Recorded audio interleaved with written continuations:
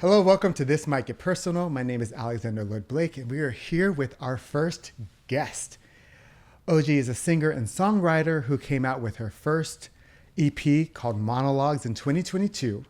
And that EP led her on multiple tours, #Abundance, with the likes of Mahalia, Paramore, Masego, Snow Allegra, and the Marias. The album and the EP was produced by No ID, and this singer is OG, and so welcome to have her here. So welcome, OG. Thank you so much. Thank you. So excited to talk with you. Your tone as a person and as an artist is, again, so inspiring. And we'll get into how all those things intersect. All right. What's bringing you joy this week? I think, like we've talked about, like the single, the song that I made. Mm-hmm. It's bringing me joy because even, aside from the anticipation and frustration that I've had for so long about, not releasing music is finally dissipated, I think I realized how much space that took up in my mind. Right. And I almost was disoriented with, what do I do with myself now? So much of my mind was I can't do anything until, this primary objective is done.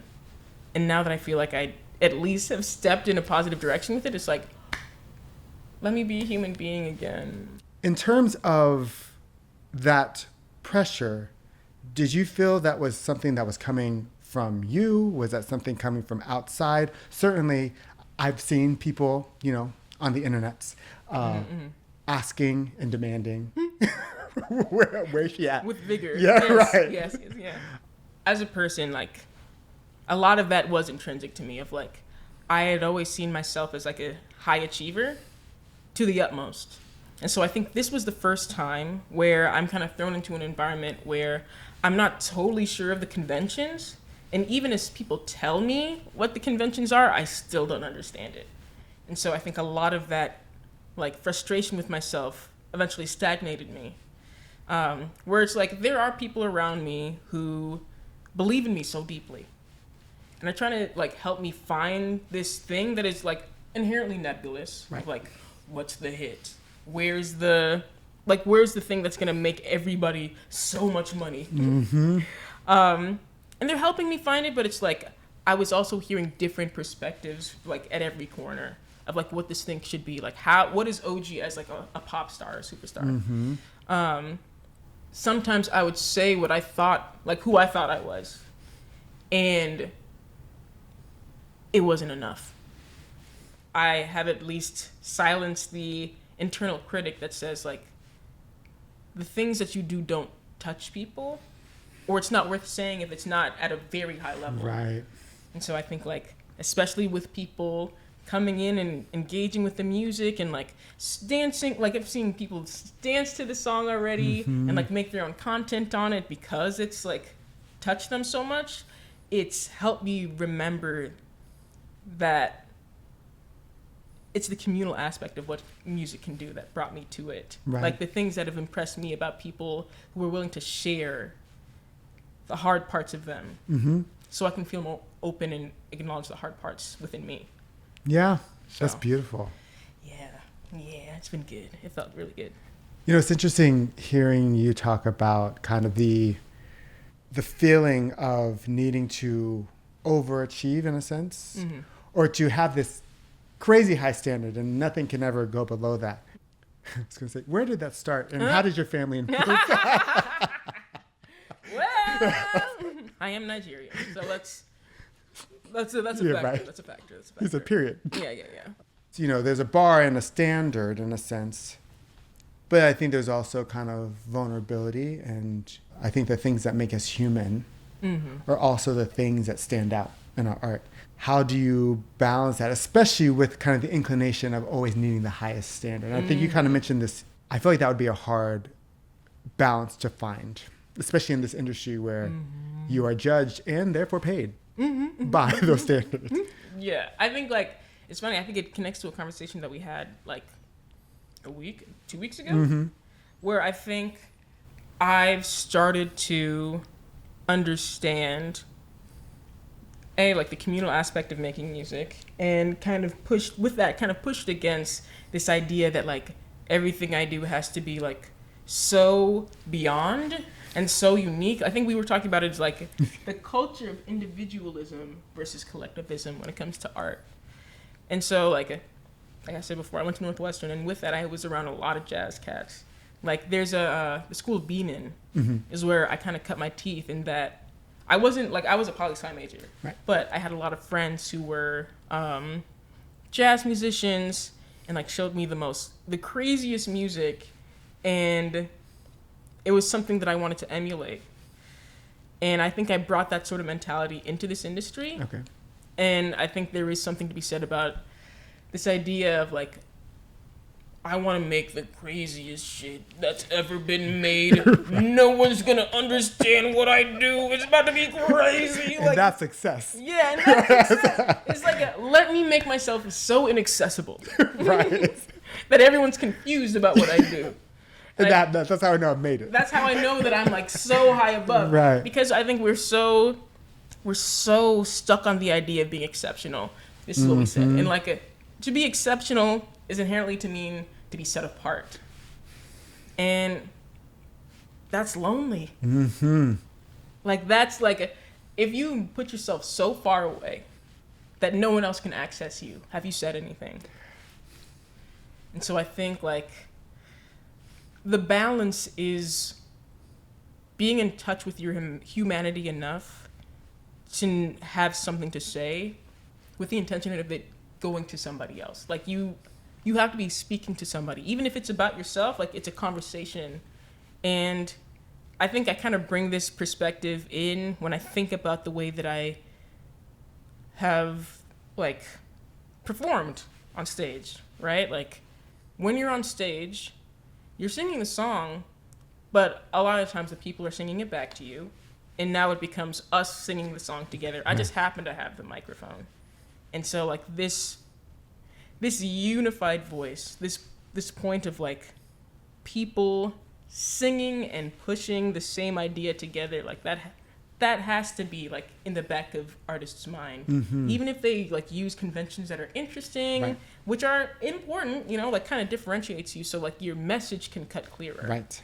Like all of those things are cool. I guess that's the thing of like all of these things are cool. The things that make your voice and sound unique are important, but they should be in service to the message you're trying to push. I love that. The things that you are interested in make you you. And I think the standard I feel like I see in your music is this is who I am and the things I'm interested in talking about and the ways I'm interested in talking about them. The thing that pushes you apart in that way is the thing that makes you the most accessible because it is you. There are the boxes we are told that we have to fit in, which we will talk about soon. Pause for drum. Pause for effect. Look into the distance. Yeah, right. Remember Crickets. the hard times. Exactly. Hashtag roots. And you sound like you. And it's funny. It's like inaccessible because like no one's going to sound like you. But it's accessible because it feels like you are owning that more. But I know that that's been a journey. And so we love a good transition. Well done. So thank you. Let's talk about that. How do you define your sound? You had said earlier, pop, singer. I'm sure that there are other words that have been used to define your sound. What words resonate with you? And also, like, how have you had to find your way as an artist to fit into an industry that is so obsessed with categories? I'm still trying to figure that out to this day. To this day. So You said ask me tomorrow. I may not even have it there. You're right. But I think it's funny because that has been a thing like throughout my entire career of like, where do we put her? Where do we put her? Because I think I pride myself in the fact that my music works or like lives on an intersection, on a lot of intersections, because like that's the type of music that was played in my house. A lot of things weren't really one note for me, right? Like my dad would play gospel and reggae and high life and quartet, funk, jazz, a lot of things, dude. And those are the things that I consider to be like the DNA that I have. And like as I grew up, like my older sister, like we were from Wisconsin. So like we were really trying to engage with whatever black culture we could find, Right. because we were hungry for it. And so we were watching 106 in Park every day. Okay. Every day. And so like with that, like a lot of R&B and hip hop from that time became a part of like my identity and the things that I would look up on YouTube and like sing to myself. Right. And so it's like, yeah, I'm an amalgamation of a lot of things. And that confused so many people when I got to like the label side. Right. I remember there was a argument of like, should she be in pop or should she be in black music? Is she urban? Is she like, because they saw that it could be either way. I think we should rebel against those kind of distinctions because it like cuts us off from people who could possibly be interested in our music. And I think the artists that I respect the most tend to like push against those things, so much so that people have to think of a different word to describe what they do. Which is so funny because like artist isn't like, that's not the word that cuts. It's not the word that fits. Just an artist. I'm a vocalist. I'm a songwriter. Have there been other places in your life outside of music where you felt like you've been on the margins in like between boxes or identities? Well, yeah. Growing up in Wisconsin, being Nigerian, in a very like in, I guess like the way that I grew up, I was very sheltered. Okay, got it. Yeah. So like, in your house. Okay. Yes, Yeah, you're like, oh, in these four walls. Understood. Yeah, I think it became hard for me to like find community with people that were outside because there wasn't a concise sense of like what my identity was. I would try different things that weren't quite me, that just like a few artists actually, like Tyler the Creator and Earl Sweatshirt. They kind of spoke to this concept of just like being too black for the white kids, too white for the black kids. And I think that's kind of where I lived for a while because like I was also like kind of an awkward kid, as you can. I can't see it. Yeah. No. Yeah, you sure? It's like you're drilling a little bit. Sick. That's right. Good. But yes, like because of that, I think it was hard to feel like I belonged anywhere. Like the art that I did became my friend. The music and the singing that I did that's what soothed me. It's what comforted me. It became also an affirmation of like who you were. I think it's beautiful to think, again, it's like we're talking about your life as, you know, a person trying to create your identity and then an artist who's also trying to kind of be able to define yourself.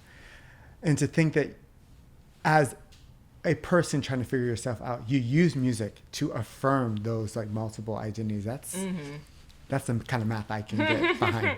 I will lead into the single, but I have a couple questions about relationships and boundaries.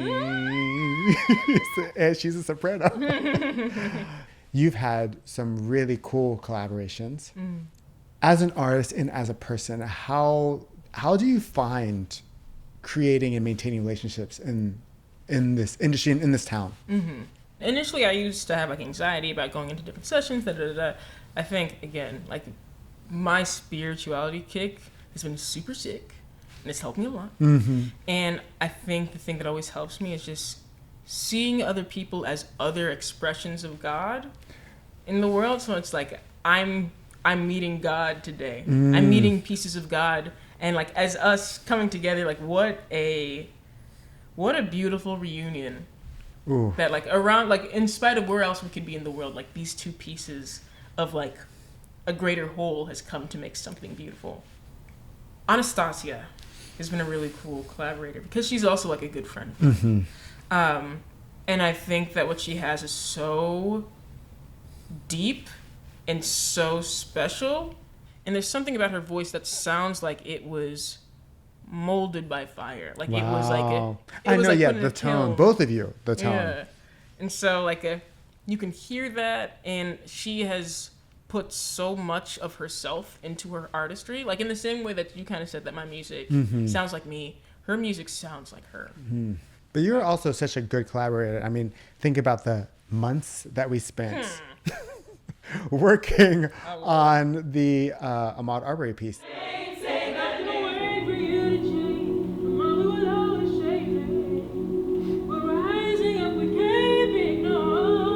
This is all energy.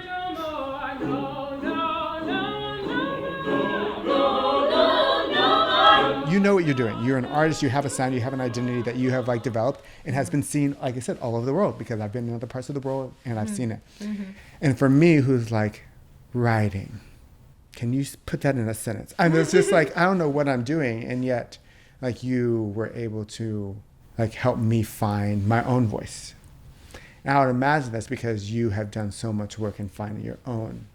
That process was really me just imparting a lot of the things that I had heard. Because I think that as we moved through the that piece, there were parts of like your reasoning that reminded me of the way that I would think. Like when I was beginning, I see you because I saw that in me. And it's like, okay, let me, speak to this thing that I very clearly recognize. Believe in it and validate, but also like there's a different way that it could be like, and like we could just like show different avenues of where things can go. So yeah, I love that. Well, if your career and what you do is any kind of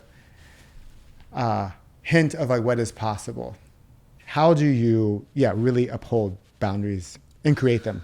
I think I'm still navigating that right now. I think it's weird because it's been a balancing act in the fact that I think I was hoisted up very fast, very quick, like very high, where I almost felt like I was so inaccessible to the people around me, because there was such a standard of like, oh, like you should be meeting with this person, talking with this person, at this higher echelon. Right. And then as things changed, I think I just wanted to get as close to the ground as possible so I can feel like I can build something. Right. Being up here, I always felt so unstable. Of like, nothing felt sincere, nothing felt like an actual connection. Right. I got kind of close to the ground first. Or I tried to get close to the ground. And I think as I've like started doing more things and connecting with more people, I'm realizing, okay, nah, like let me have more of a standard of like how I want to navigate this now. It's not hype anymore for me. I don't like think of myself as being overinflated anymore. It's like, oh, no, I am talented. I do have a resume. Yeah. I have things of worth. And so I should not be playing around with that. I imagine some of this boundary setting is as easy, challenging, difficult as it correlates to how you've been able to have those boundaries in your personal life. I think it's hard for me to say no because I'm also someone, I like to work. I like to make things, and I like having the opportunity to make things. But I think I have to learn the skill of prioritization. Yeah, it's just like, it takes time for me to get that, but as I'm saying it out loud, I know that I'm internalizing it more and more. How do you find those boundaries when it comes to ambition? I mean, you just said you like to work. Your ambition says, maybe I can fit this in, maybe I can do this. Your intuition might be like, maybe I need to take a nap. How do you find that balance, and has that changed as you've gone along your journey? I think it's changing very, not slowly actually. It feels like it's happening very quickly. I think. She's like, actually, I'm done with this podcast. Yeah, I'm like, wait a minute. I think for me, it's like, I used to be someone who used to resent self-help books so much of being, in like a contrarian way, like, I know this. Right. Why do I need a book to tell me how to live my life? That kind of thing. Right. No. This is actually very important. I need to internalize this as fast as I can. And so these things have helped me to understand that, like, as a person, I have value, like point blank. Yes. And I have this value, and I also have something within me that helps me navigate the world that I have to really believe in and trust in, because it's never actually been wrong. Yeah, those inner truths are hard to find, especially when you're navigating a field or an industry or an environment that you don't know. But you know who you are. And like you said, I think one of the things that you just said that really sticks out and I need to remember is like, I am like worth, or I'm like beyond the things I offer. Yes. Like who I am is someone who needs to be believed and affirmed and protected and trusted. No, that's beautiful. It's a good, I'm like now sitting here like, ooh, let me take these lessons in. This is my self-help book today. Yes. Have you felt your power in saying no in a big decision and kind of felt uplifted, you know, as you, especially as a people pleaser who's used to saying yes? Yes. I think with this song that's coming out, there was so much time where people were kind of like, no. Just wait, just wait, just wait, just wait, just wait, just wait, just wait. Just wait. And Right. it was not working for me anymore. I like that. Because I think I've accumulated so much. I've worked on so much stuff.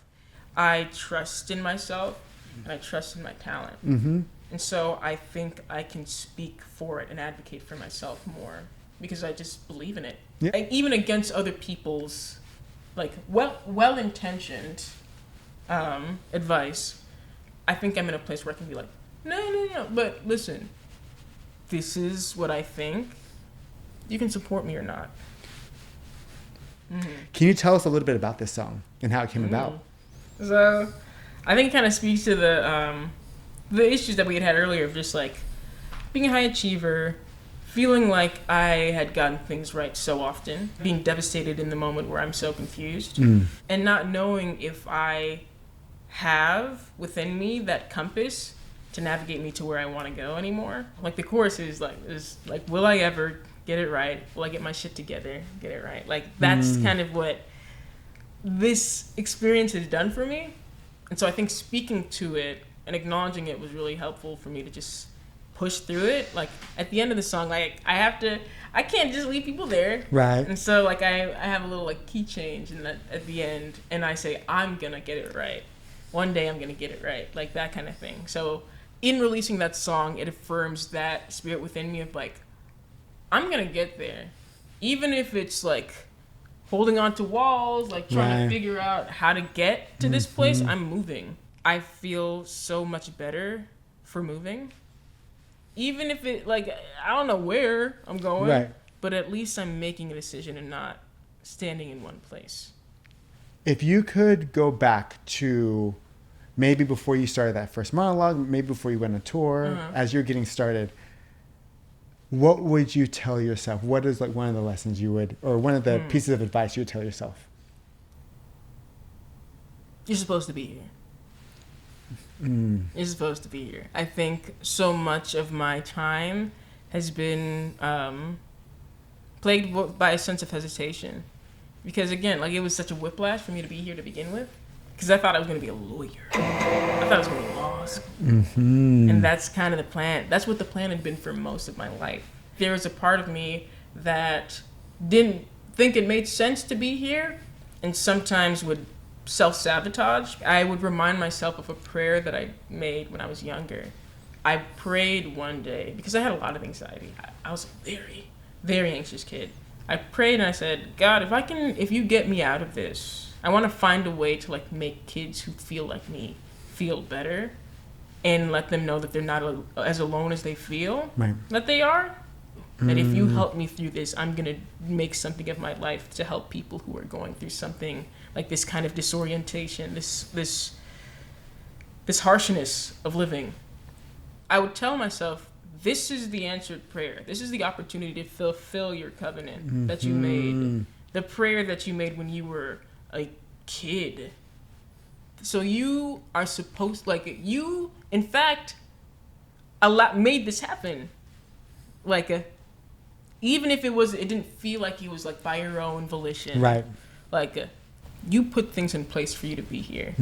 So you should follow through because you're made for this.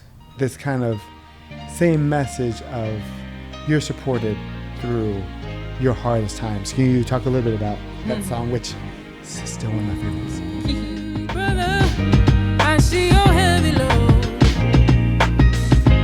It seems too hard to bear. Yeah. I mean, like my youngest brother was going through a tough time, and that was a beat. It's funny, Dion, No ID. That was his production. he told me that he initially had that was supposed to be for Jay-Z. Wow. And then he saw what I wrote on it, and he's like, you got it. Okay. He's like, thank you. Yeah, you're like, wow. Thank you, Dad. And so, yeah, I think the songs that I enjoy the most of mine tend to be ones where it's like, I'm trying to comfort somebody. Mm-hmm. The things that make art worthwhile is like the community of like a connecting with someone and having a conversation. If it's about me, if it's about the person, it's still communication. You taking your own struggles and your own feelings of loneliness and turning that into a power through your music. Beautiful mission for you, and a beautiful opportunity for us as listeners and us as your friends to really kind of see that kind of work. And I feel like for you to take personal struggles and turn them into personal and musical triumphs is like, that's the win. Thank you, man. Thank you. I think sublimation has always been the through line for me, and I try to hold on to it as much as I can, because like that's a blessing of like we can turn the hard things into something beautiful. That's the blessing of this job, where we can heal ourselves and make money off of that. That's kind of crazy. I know.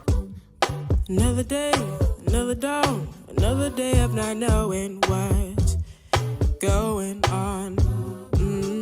Thank you so much for being with us today. Of course. This was fun. Good. I mean, we always, like this, we just had a conversation like we do generally.